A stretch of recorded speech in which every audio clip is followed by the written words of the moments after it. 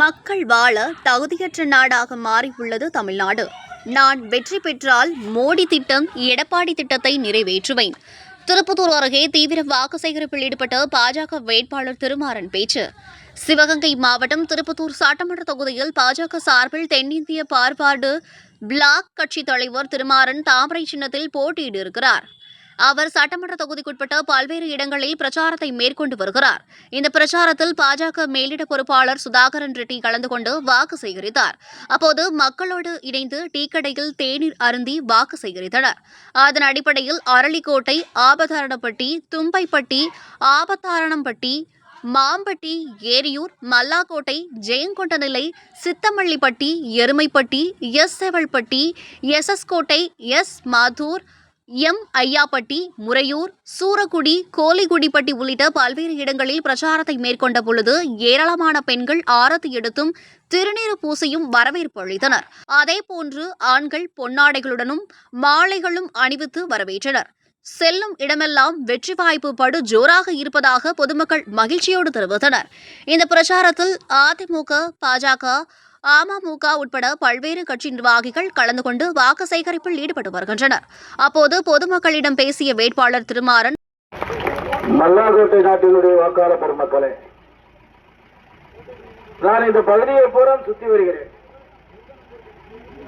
ஆனால் எல்லா பகுதியிலும் ஒரே ஒரு சொல்லுதான் ஒலிக்கிறது, இல்லை இல்லை இல்லை இல்லை. நான் பிரான்மலை நாட்டை சேர்ந்தவன், என்னை அசலூர்காரன் சொல்லி கிளப்பி விடுறாரு, பெரிய இருப்பேன். கிளப்பி விடுறது மட்டும்தான் அவரோட வேலை. என்ன இதை தாண்டி என்ன எதுவும் சொல்லிட முடியாது.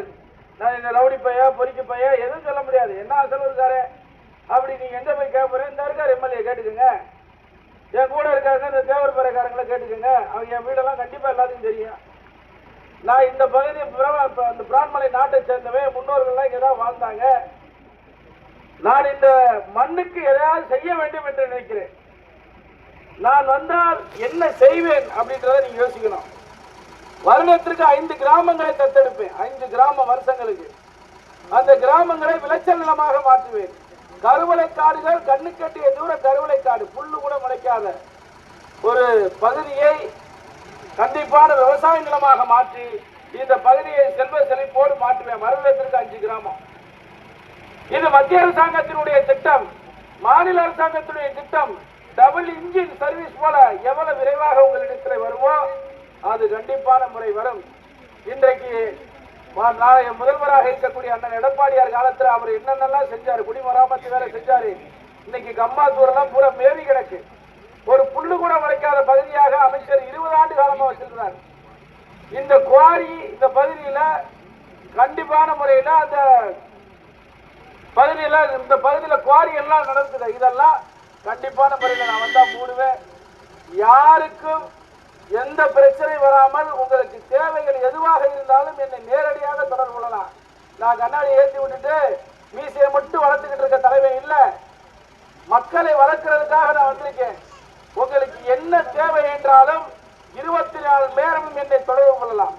உங்களுக்கு தேவையை பூர்த்தி செய்வதற்காக, உங்கள் தேவைகளை என்னென்னலாம் செய்வதற்காகத்தான் என்னை மேலிருந்து அனுப்பியிருக்காங்களே தவிர என்னை மற்ற வேட்பாளர் மாதிரி நினைக்காதீங்க.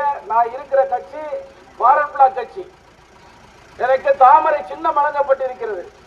செய் அல்லது செத்து மடி என்று சொன்னவன், வங்கத்து சிங்கம் நேதாஜியுடைய கொள்கையை கொண்டவன், தேசியம் தெய்வீகம் இரு கண்கள் என்று சொன்ன தெய்வ திருமணர் பசுமன் முத்துராமலிங்க தேவரை தெய்வமாக வணங்கக்கூடியவன். அவருடைய சிஷியர்கள் யாரும் தப்பு செய்ய மாட்டார்கள். சிந்தனை என்பது எல்லோருக்கும் தெரியும். அந்த வழியில் வந்தவன் தான். உங்களுக்கு எல்லா தேவைகளையும், பள்ளிக்கூடம், பால்வாடி ஸ்கூல், சாலை வசதி, ஏரி குளங்களை தூர்வாறுதல், குண்டார் அணையை கொண்டு வருதல், இந்த மாவட்டத்திற்கு தேவையான கருவளைகளை பூரா பிடுங்கி எறிந்து மேய்ச்சல் நிலமாக மாற்றுவேன் என்று சொல்லி இரட்டை இலைக்கு பதிலாக இந்த பகுதியை தாமரை சின்னத்தில் அண்ணன் எடப்பாடியாரோட ஆதரவோடு நிற்கிறேன். பாரத பிரதமர் நரேந்திர மோடியின் சின்னமான தாமரை சின்னத்திற்கு நீங்கள் வாக்களிங்கள் என்று சொல்லி விடைபெறுகிறேன். நன்றி.